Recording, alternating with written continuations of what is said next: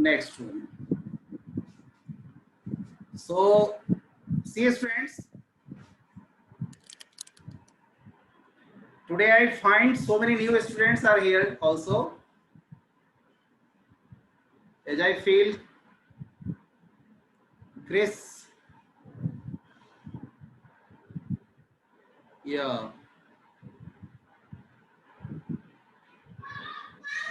Sarvik, are you joining? Sarvik, are you joining?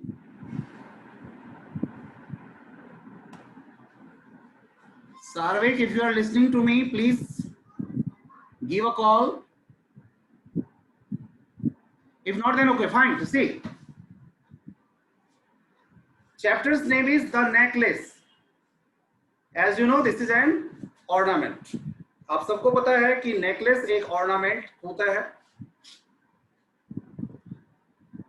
The whole story revolves around this particular ornament. बहुत मुश्किल से एक तो वो प्राप्त करती है उस नेकलेस को, और फिर वो नेकलेस उसका खो जाता है किसी वजह से, और फिर किन किन परिस्थितियों का सामना करना पड़ता है उसे उस नेकलेस की वजह से. That is the theme of the story. और इसी थीम के इर्द गिर्द पूरी कहानी घूमती है. The whole story revolves around this particular theme, कि how a necklace creates a nuisance in the life of these people. कि इन लोगों के जीवन में किस तरह से पूरे लॉयजल्स का जो लाइफ है वो एक तरह से बर्बाद हो जाता है. इस नेकलेस की वजह से पूरी लाइफ उनकी बर्बाद हो जाती है. So the story revolves around this theme. देखिए कुछ पॉइंट्स हैं, कुछ पॉइंट्स मैंने लिखे हैं and some more points are to come. Matilda, an ordinary woman, एक साधारण महिला है. Unhappy with her monotonous and simple life. खुश नहीं है. She is not happy with the present condition of the life. Life के प्रेजेंट कंडीशन से वो बिल्कुल खुश नहीं है. जो लॉट ने उसको दिया है, जो कुछ भी उसने प्राप्त किया है, जो कुछ भी उसको अपने लाइफ में मिला है, she is unhappy with that. She is not happy with what she had got in her life. That's why she is leading a monotonous life. Monotonous life style जी रही है. उस लाइफ में कहीं कोई एंथुसियाज्म नहीं है. अनएंथुसियास्टिक लाइफ स्टाइल जी रही है, जिसमें कोई रोमांच नहीं है. कोई जो कहते हैं कि हमेशा एक रोमांच होनी चाहिए, मजा होनी चाहिए, वो मजे जैसी चीज नहीं है उसके लाइफ में. तो monotonous life she is leading and बहुत ही साधारण simple life. Whereas her character demands something else. जबकि उसके कैरेक्टर की अगर हम बात करें, उनके कैरेक्टर जो है तो कुछ और डिमांड करती है. उनके कैरेक्टर जो जिस सोच के साथ वो जीती है, व्हाट हर थिंकिंग इज, वो थिंकिंग कहीं ना कहीं वो उसको बिल्कुल अलग लाइफ स्टाइल जीने के लिए मजबूर करती है. वो एक अलग लाइफ स्टाइल जीना चाहती है. That's why she dreams of grandeur all time. बड़े बड़े सपने, हमेशा उसके दिमाग में जो सपने होते हैं, ड्रीम्स होते हैं, वो बहुत बड़े बड़े होते हैं. सपने उसके छोटे नहीं होते. बिग ड्रीम्स, बड़े सपने. राइट गाइस, बड़े सपने लेकर चलती है. बड़े बड़े जैसे होटलों में खाना, शानदार डिशेस हो, शानदार उसके लाइफ स्टाइल वहां पे हो, इस तरह की चीजें वो ड्रीम करती रहती है. लाइजल्स कलेक्टिवली आया है. मटिल्डाज हस्बैंड. लाइजल जो है, मटिल्डा के जो हस्बैंड हैं, is satisfied with what he is. लेकिन वो बेचारे बिल्कुल सेटिस्फाइड अपने लाइफ से हैं. उनको किसी तरह की कोई प्रॉब्लम अपने लाइफ से नहीं है, कोई शिकायत नहीं है अपने लाइफ से. A simple clerk. As far as the job is concerned, whatever the job he is doing, he is a simple clerk in a certain department. तो एक डिपार्टमेंट में वो क्लर्क का काम करते हैं.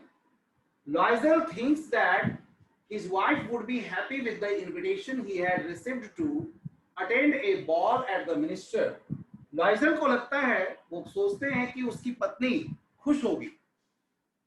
Is my voice clear to all of you? Is everything clear guys and girls? Yes sir. Okay, तो जो कुछ भी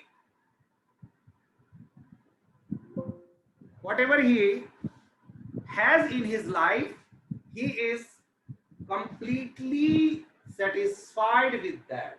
तो अपना जो उनका लाइफ स्टाइल है उससे वो पूरी तरह से सेटिस्फाइड हैं।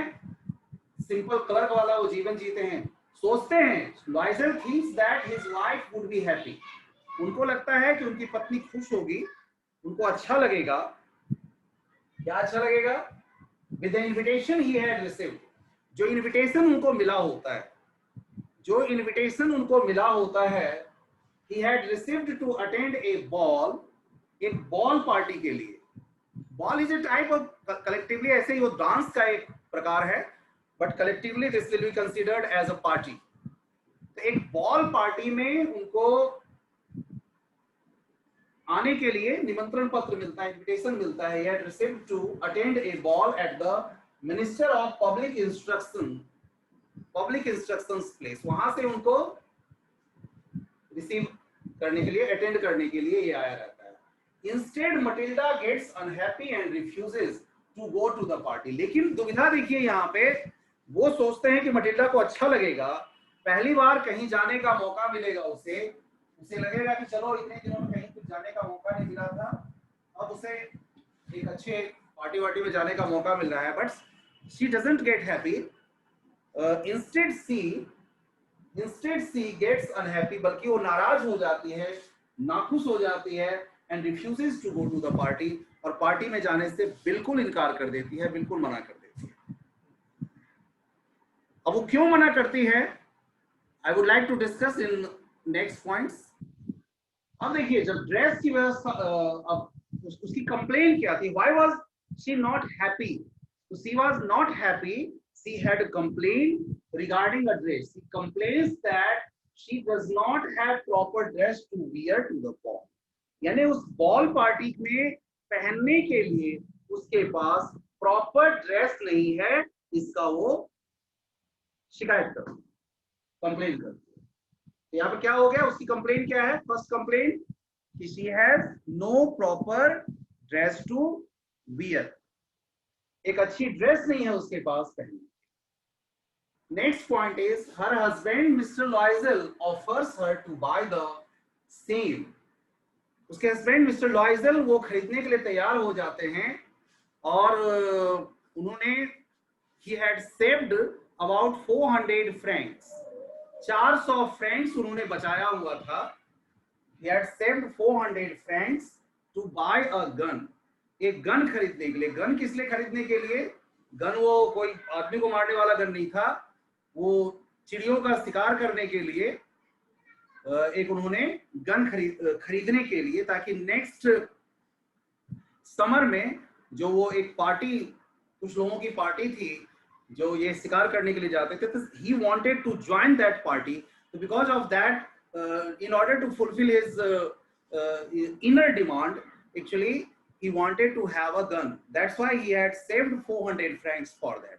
निश्चित रूप से आपके समझ में आ गया होगा, कहीं ना कहीं ये कहानी रिलेट कर रहा है, कहां से? ये कहानी कहां से रिलेट कर रही है? फ्रांस से। ये कहानी का ओरिजिन फ्रांस से है, ये आपको क्लियर हो जाना चाहिए। तो as he had saved 400 francs to buy a gun, लेकिन सोचा चलो ये सैक्रिफाइस कर देते हैं। if she gets happy, अगर मटिल्डा खुश होती है तो मटिल्डा की खुशी के लिए वो ये 400 फ्रैंक्स जो है वो अपनी खुशी कह सकते हैं। Not this is not the case of 400 Franks, this is the case of उनकी खुशी की बात थी कि अपनी खुशी को वो अपनी वाइफ के नाम पे कुर्बान कर देना चाहते। क्लियर? तो husband Mr Loisel offers her to buy, तो वो प्रस्ताव रखते हैं कि ठीक है तुम ऐसा करो, एक अच्छा सा ड्रेस खरीद लो जो 400 मतलब 400 फ्रैंक्स तक में आ जाए तो ठीक है, कोई दिक्कत नहीं है। अब ड्रेस की अरेंजमेंट जो हो गई, when a dress was arranged she gets unhappy, अब फिर एक बार वो दुखी हो जाती है। एक बार फिर दुखी हो जाते। अब इसके इस बार उसके दुख का क्या कारण था? अब इस बार उसके दुख का कारण था thinking about a jewel as she had no jewel to complement the beautiful dress.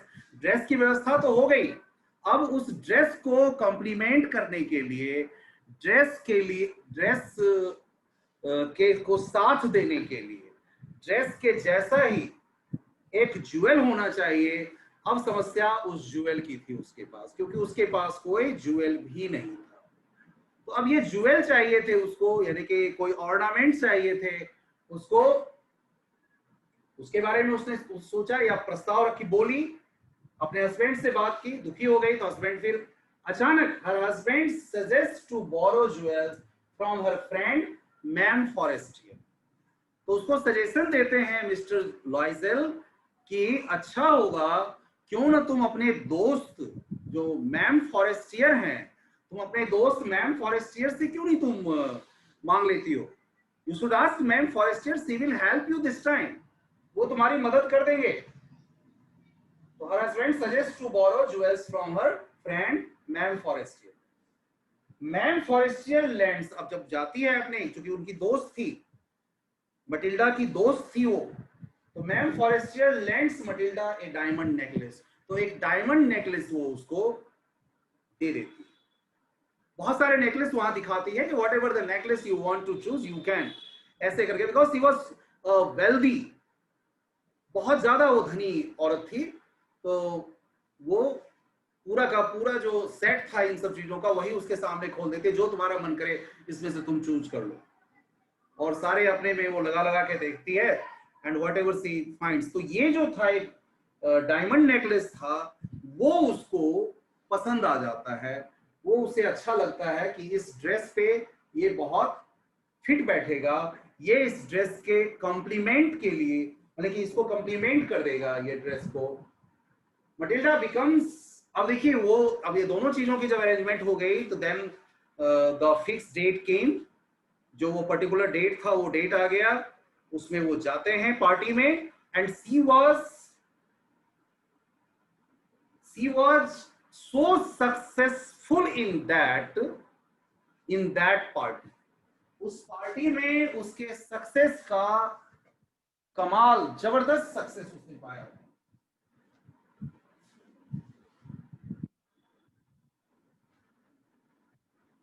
जबरदस्त सक्सेसफुल जो थी वो नाइट थी उसके लिए।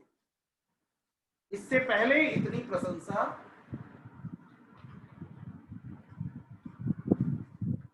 she had never received such type of compliment।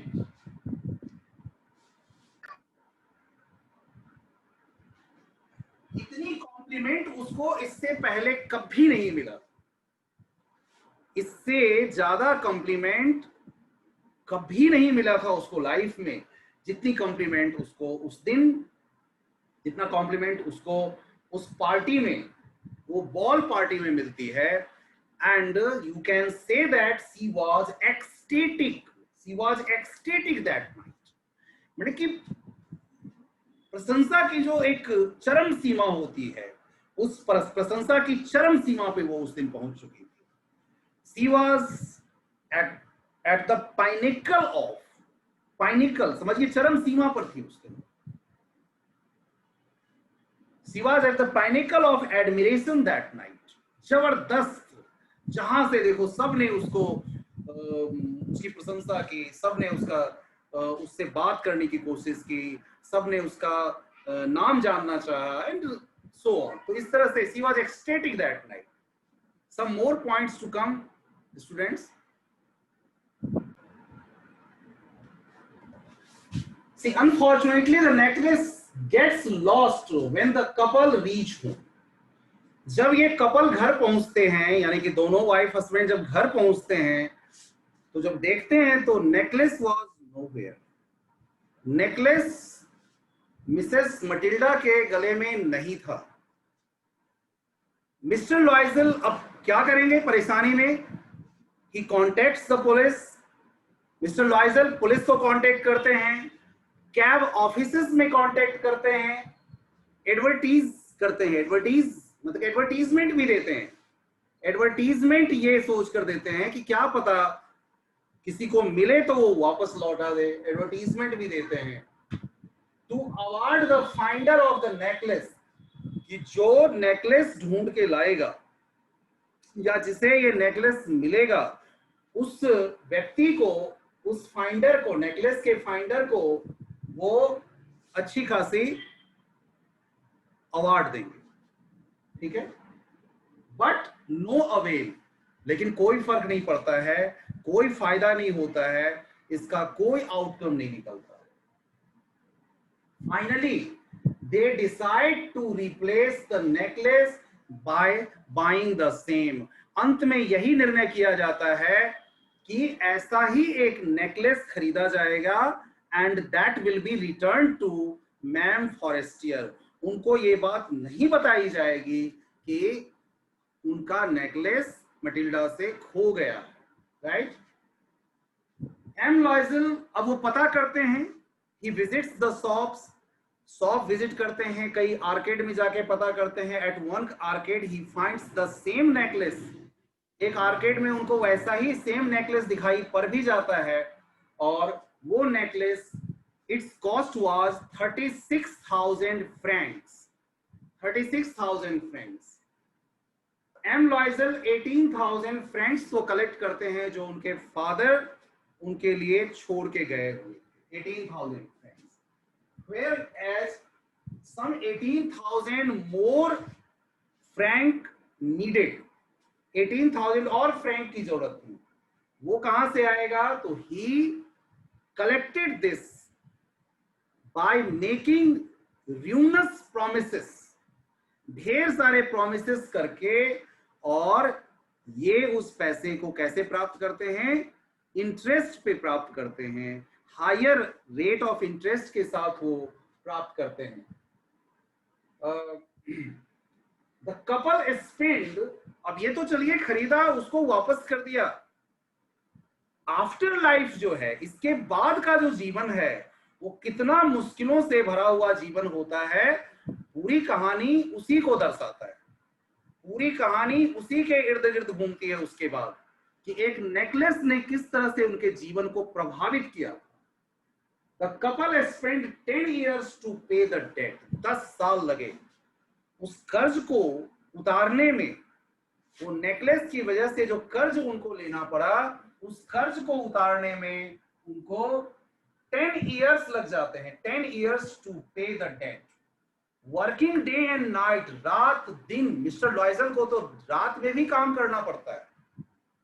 He has to work, जो भी उनके उनसे संभव कार्य था, उस संभव कार्य को वो पूरा करते हैं। उस संभव कार्य को करने के लिए वो लगातार दिन रात मेहनत करते हैं, और दिन रात की मेहनत के बाद working day and night and suffering from dire poverty, और उनको पूरी तरह से, मतलब पॉवर्टी की जो चरम सीमा होती है, उस चरम सीमा को प्राप्त करते हैं। उस चरम सीमा को, पॉवर्टी की उस चरम सीमा को वो महसूस कर जाते हैं। सबसे पहले, जैसे इसमें so many things I can not write here, but I want to discuss कि किस तरह से उनको पहले तो एक साधारण सा कमरा लेते हैं।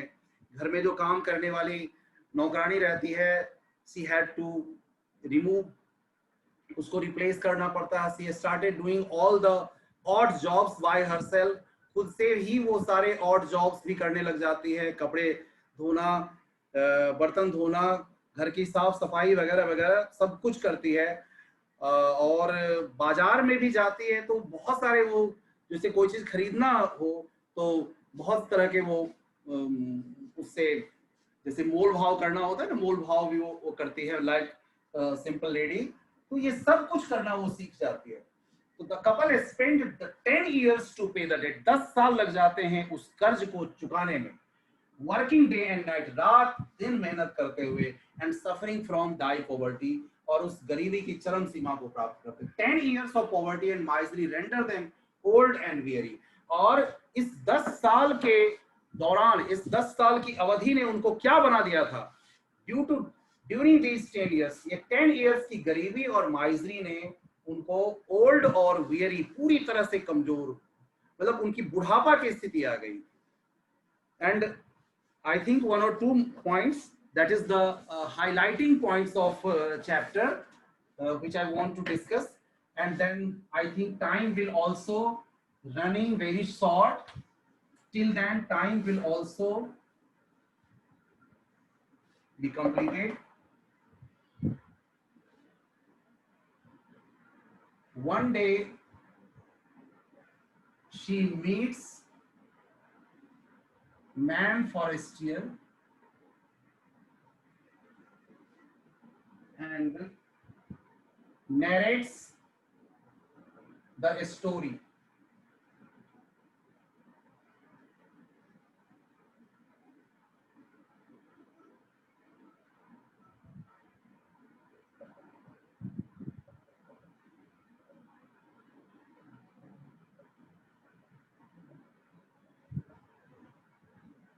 Necklace was a false one and costed only 500 francs.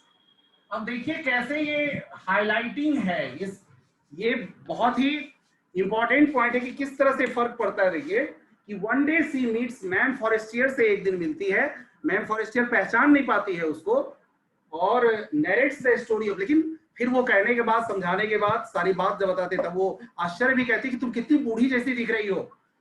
Man Forestier तब उनको इन्फॉर्म, जब सारी कहानी वो सुन लेती है तो इन्फॉर्म करती है, अरे mine was the false necklace.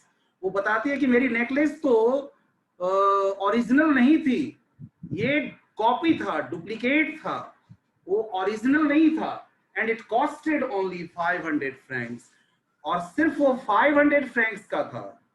तो now think student, just for कई सारे, ये कहानी कई